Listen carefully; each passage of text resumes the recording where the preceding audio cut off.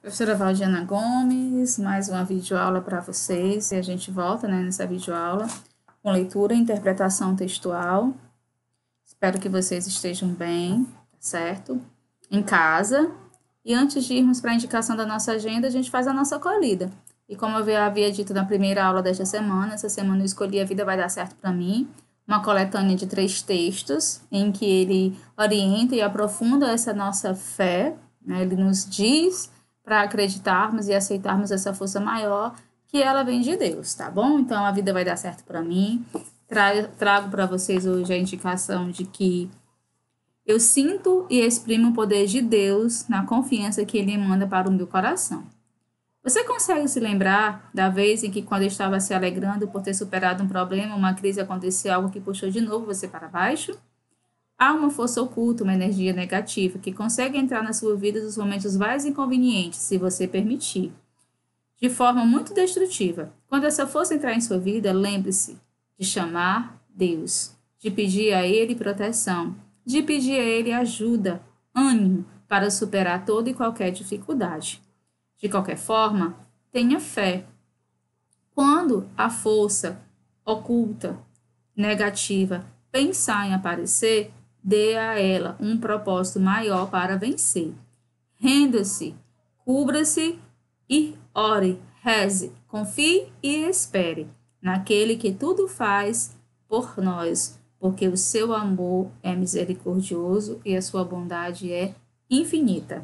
Hoje eu me dedico a chamar a Deus, sua força maior, para me proteger e reforçar a minha fé. Então, é assim que a gente começa, a nossa videoaula de hoje, tá certo? E agora a gente vai para a indicação da nossa agenda. Nós temos aí na indicação da nossa agenda a resolução, dos tipos de argumento, localizado na página 52 a 55, certo?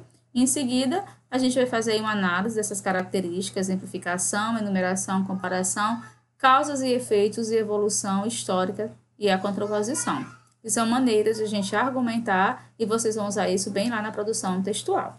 Então, antes de irmos para as características, vamos para a resolução da atividade localizada no módulo 3, tipos de argumento. Olha aí, releia um trecho do artigo de opinião estudado na leitura 2.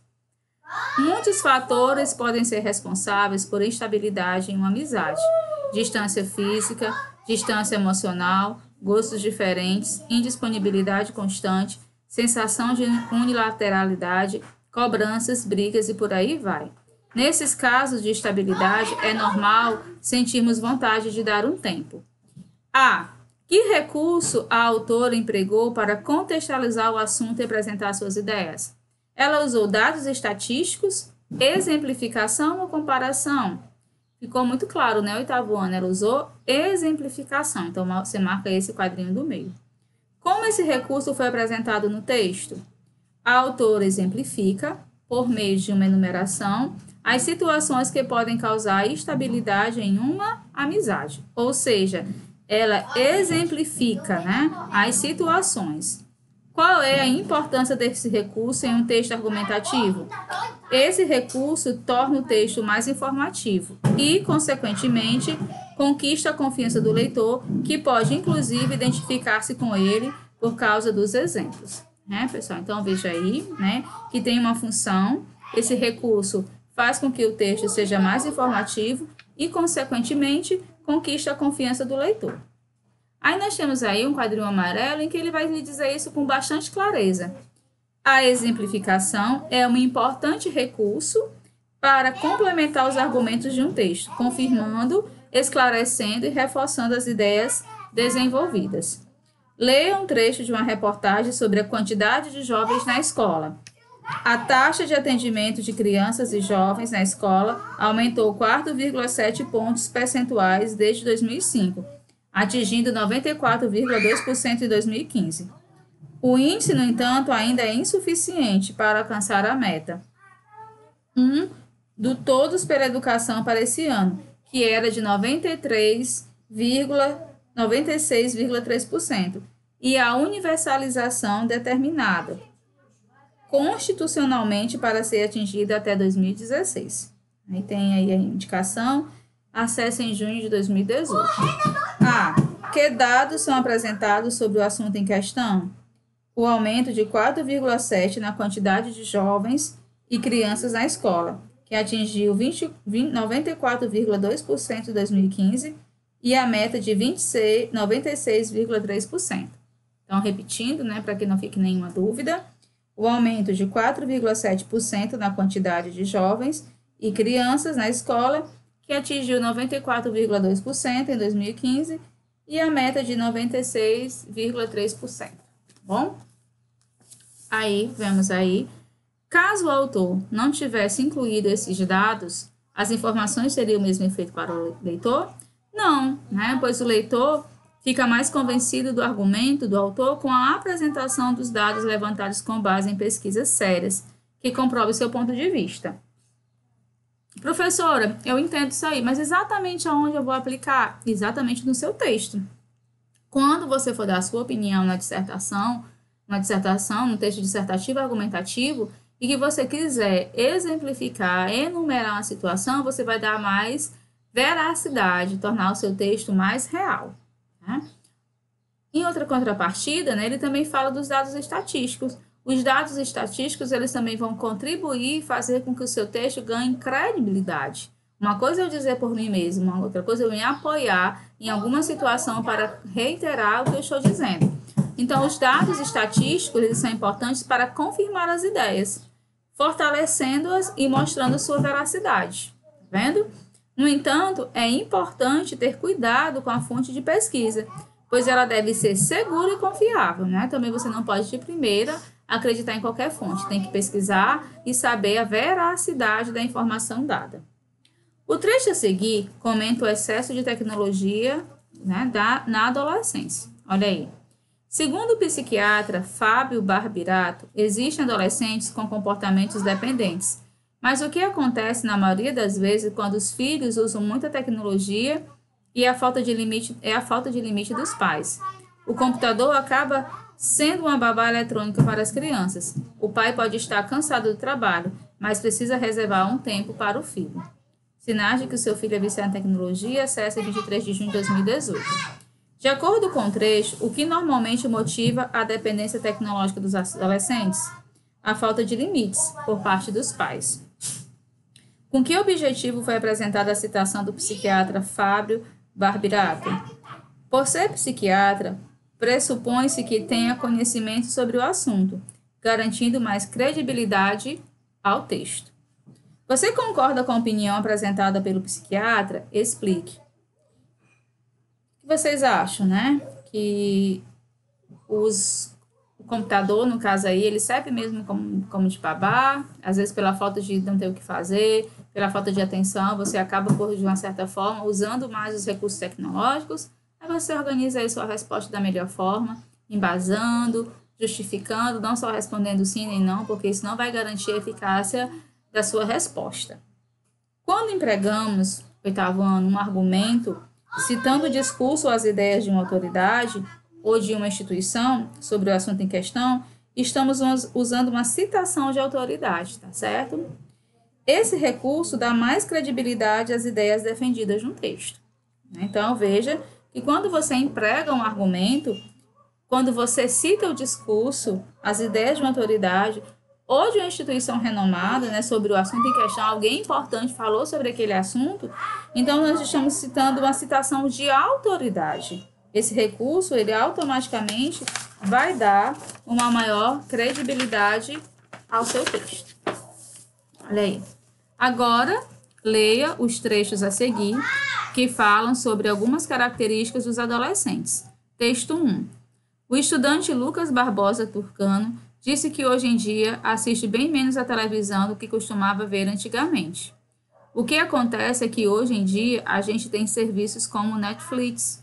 Podemos baixar filmes na internet de graça. Então está mudando muito a forma que nós assistimos a TV. Antes tínhamos a TV aberta, aí veio a fechada. Agora a gente tem as várias formas de mídia, de assistir conteúdo e, na minha opinião, o mesmo pode ser transmitido para o jornal. Antigamente, ele era em papel e hoje ele é lido, praticamente todo pela nossa geração, na internet. Acesse em 25 de junho de 2018. Esse é o texto 1. Agora vamos para o texto 2. Em outras palavras, nessa fase, o jovem é governado por um cérebro onde os sentimentos ganham grande intensidade e a razão fica em segundo plano. Esse é o motivo pelo qual, entre outras coisas, eles sempre buscam atividades que causem emoções fortes, sem analisar o risco a que estão se submetendo. Nos jovens, a parte cerebral usada para pensar adiante do ato não está totalmente desenvolvida ou completamente conectada às estruturas que processam as emoções. Então, elas não passam pelo filtro racional. É como ligar o motor de um carro sem um motorista devidamente qualificado ao volante. Disse a Isto É, o psicólogo americano Lawrence Sandberg, da Temple University e o autor do livro 10 Princípios Básicos para Educar Seus Filhos. Acesse em 25 de junho de 2018. Nos trechos acima são feitas comparações. A que elas se referem? No texto 1, a comparação ocorre entre as formas diferentes de consumir informação, considerando os dias atuais e antigamente. No texto 2, compara-se a parte cerebral dos jovens, usada para pensar a um motor de um carro, sem motorista qualificado ao volante. Uma comparação pode ser feita apontando dados que se assemelham ou que se diferenciam. De que forma acontece a comparação nesses trechos? O texto 1 traz dados que apontam as diferenças entre as formas de adquirir informação, certo? O texto 2, ele compara o cérebro de um jovem ao motor de um carro, sem motorista qualificado, evidenciando as semelhanças entre eles. Bom, anote aí a resposta. Então, a gente está vendo, né, que ao longo das questões, você vai se familiarizando com os tipos de argumentos.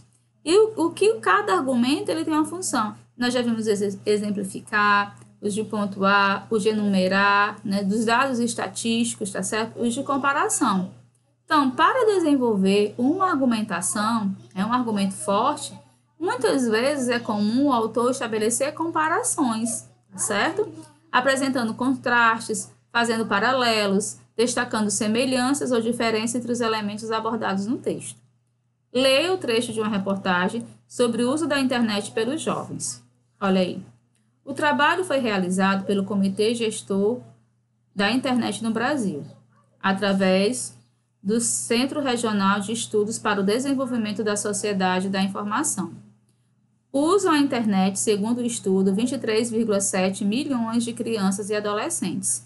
Estão desconectados 5,9 milhões de jovens, sendo que desses, 3,4 milhões nunca tiveram contato com a rede.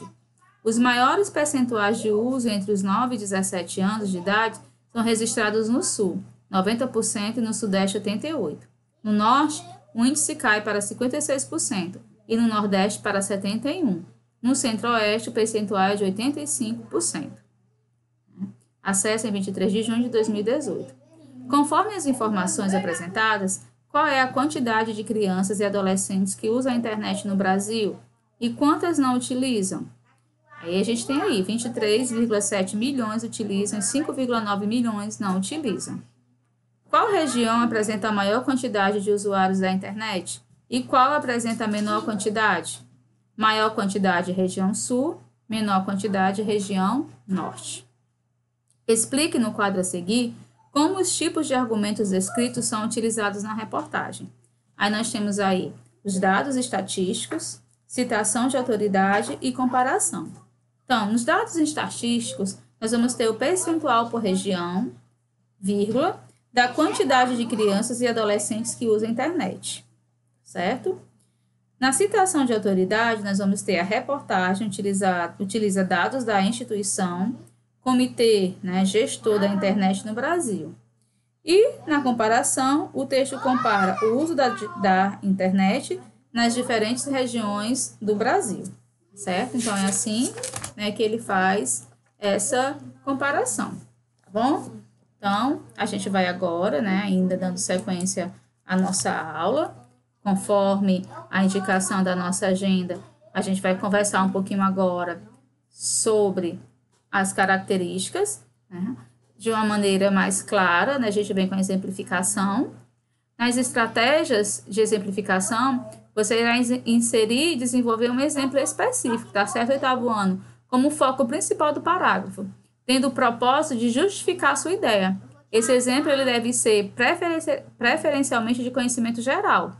Alguns operadores argumentativos, que é o que você vai usar no seu parágrafo, para esse tipo de argumento são contextualizar, né? Por exemplo de um título, algo que você leu, né? Quem geralmente lê, tá certo? E depois a gente tem aí também, né, em paralelo, a enumeração, que é o segundo tipo, é um dos segundos tipos de argumento, tá certo? Também bastante utilizado. Nele, você deverá citar os vários argumentos que possui sobre o assunto um a um, de modo a literalmente enumerar uma série de fatos que comprovam a relevância do que você está defendendo. É importante que você explicite bem que haverá uma ordem de ideias no desenvolvimento. Para isso, você pode citar, por exemplo, que há 2 problemas e destrinchá-lo em parágrafos diferentes, né? Comentá-los, tá certo? Alguns operadores argumentativos para esse tipo de parágrafo são, em primeiro lugar, primeiramente, além disso, né? Ademais. Então, são esses recursos que você usa para complementar seu texto, tá bom? Aí nós temos também a comparação. Ao desenvolver o parágrafo por comparação, 2 ideias são apresentadas e ressaltam-se as semelhanças ou diferenças entre elas. Aqui os operadores argumentativos são essenciais. Alguns são igualmente, como se da mesma forma, bem como, assim também, assim como. Isso são o que você pode usar, né, para usar nessa característica da comparação. Do mesmo modo, tanto quanto, semelhantemente, acontece com quanto, tá certo? Aí deixa eu dar aqui um exemplo desse, né, ó. Semelhantemente, olha aí, né, um dos operadores utilizados. Essas mesmas autoridades possuem interesses financeiros na má alimentação dos brasileiros. Conforme Marx, em um mundo capitalizado, a busca pelo lucro ultrapassa valores éticos e morais. Nesse sentido, as grandes empresas alimentícias vendem a imagem dos seus produtos atrelados à felicidade e à realização pessoal, quando, na maioria das vezes, essas mercadorias são responsáveis pela degradação da saúde do consumidor. Ainda de acordo com dados da UNB, as propagandas dessas indústrias induzem a uma má alimentação e atingem fortemente o público infantil. Olha, um exemplo de semelhança. Aí nós vamos para causas e efeitos. Muito comum, como estratégia argumentativa nesse modelo, você apresenta os motivos, os porquês, as razões de um determinado problema acontecer, e em seguida as consequências, os resultados e os desdobramentos. Os operadores argumentativos, né, as palavras que vão auxiliá-los para que vocês utilizem na redação, podem ser porque, já que, visto que, graças a, em virtude de, como reflexo disso, com efeito, assim, consequentemente. Né? Ah, professora, eu estou entendendo, mas eu gostaria de ver no uso. É importante pontuar de início a omissão do meio acadêmico quando a má alimentação dos jovens. A guisa de Kant, o ser humano é tudo aquilo que a educação faz dele. As escolas brasileiras, entretanto, negligenciam a saúde dos estudantes ao não instruí-los sobre os riscos da obesidade e as formas de preveni-la, como reflexo de uma população ignorante frente aos hábitos alimentares ideais. 8,4% dos adolescentes são obesos e mais de 30% das crianças apresentam excesso de peso, segundo pesquisa recente do Ministério da Saúde. Aí, na sequência, nós vamos ter também a evolução histórica, que é outro tipo de argumentos. Então, isso aqui, gente, serve para que você diga, não sei como começar, não sei como começar a minha dissertação, não sei como dar minha opinião. Então, a gente está enumerando 6 possibilidades que você pode escolher de acordo com seus conhecimentos de mundo. Esse tipo de argumento, né, evolução histórica, envolve cronologia, ou seja, tempo e espaço. Você precisa saber abordar um fato histórico referente ao assunto em pauta. Para isso, é importante que você saiba com clareza as datas, o local e o fato ocorrido para você poder citá-lo com mais segurança, certo? E por último, né, a gente vai ter aí a contraposição. Aqui você pode contestar uma ideia, por exemplo, afirmando como algo acontece e em seguida dizendo o porquê de não funcionar, né? Veja bem que é uma contraposição. Podem ser mostradas 2 perspectivas diferentes sobre o mesmo argumento. denotando um contraste de opiniões. Alguns operadores argumentativos para esse tipo de parágrafo são mas, porém, todavia, contudo, entretanto, no entanto, se não, embora, ainda que, mesmo quando, apesar de, bem que, não bastante. Certo? Espero que vocês tenham entendido, né? O segredo agora é colocar em prática. Agora que você já sabe quais são os tipos de argumentos, né? Então, você baixa aí, arranca uma folha de redato de caderno, né? E vai defender uma ideia, pense em alguma coisa, vê esse slide, né? Com mais calma, anota, pesquisa e complementa as orientações dadas nessa videoaula. Um abraço carinhoso, fiquem com Deus e até a nossa próxima videoaula.